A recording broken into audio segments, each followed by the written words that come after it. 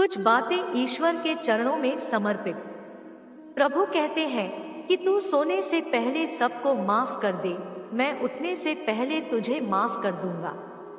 दुनिया से बात करने के लिए फोन की जरूरत होती है और प्रभु से बात करने के लिए मौन की जरूरत होती है। फोन पर बात करने पर बिल देना पड़ता है और प्रभु से बात करने पर दिल देना पड़ता है। मोह माया में फंसने वाला बिखर जाता है और ईश्वर से जुड़ने वाला निखर जाता है। भगवान के पास दो शक्तियां हैं, एक है माया और दूसरी है भक्ति। जब कोई भगवान के समक्ष जाता है और भगवान को प्रणाम करता है तो वह पूछते हैं, बोलो क्या चाहिए, माया चाहिए या भक्ति चाहिए? भक्त पूछता है, भगवान दोनों में क्या अंतर है? भगवान बोले, देखो दोनों में एक ही अंतर है। अगर तुम्हें नाचना है तो माया ले जाओ और अगर मुझे नचाना हो तो भक्त ले जाओ, क्योंकि जीव जिसके वश में रहे उसका नाम माया और भगवान जिसके वश में रहे उसका नाम भक्ति। भगवान के राज्य में समस्त संसार नाचता है, जबकि भक्ति के राज्य में भगवान स्वयं नाचते हैं। इतनी ऊंचाई ना देना प्रभु की धरती पराई लगने लगे, इतनी खुशियां ना देना प्रभु की किसी के दुखों पर हंसी आने लगे। नहीं चाहिए ऐसी शक्ति जिसका निर्बल पर प्रयोग करूं, नहीं चाहिए ऐसे भाव की किसी को देख देख कर जल मरूं। ऐसा ज्ञान मुझे मत देना, अभिमान जिसका होने लगे, ऐसी चतुराई भी ना देना कि लोगों को छलने लगूं। किसी ने पूछा, भक्ति क्या है? बहुत ही प्यारा जवाब आया, भक्ति हाथों पैरों से नहीं होती, वरना विकलांग कभी ना कर पाते। भक्ति ना ही आंखों से होती है, वरना सूरदास जी कभी ना कर पाते।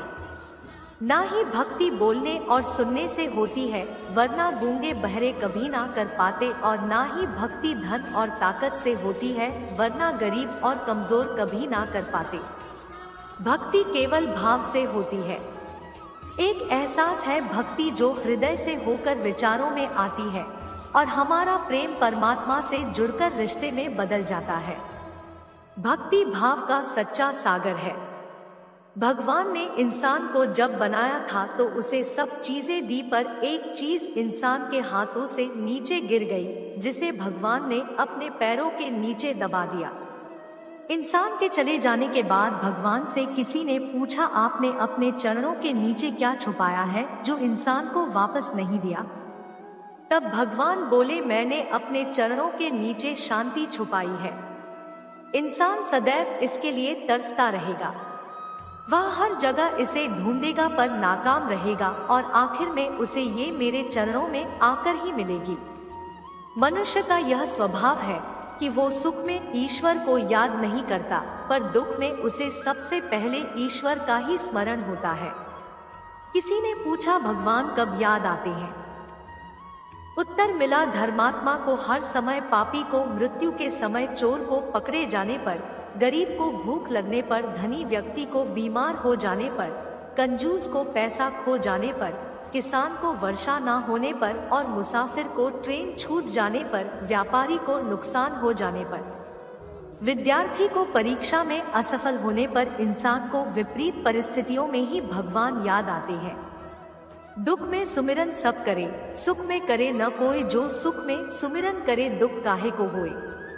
सब दरवाजे बंद हो जाए तभी एक दरवाजा कभी बंद नहीं होता, और वह है ईश्वर का दरवाजा। उम्मीद ईश्वर से रखो, दुनिया से नहीं। मैंने कहा अपराधी हूँ मैं, ईश्वर ने कहा क्षमा कर दूंगा। मैंने कहा परेशान हूँ मैं, ईश्वर ने कहा संभाल लूंगा। मैंने कहा अकेला हूँ मैं, ईश्वर ने कहा हमेशा साथ में। मैंने कहा उदास हूँ मैं, ईश्वर ने कहा नजर उठाकर देख, हर वक्त तेरे आसपास हूँ मैं।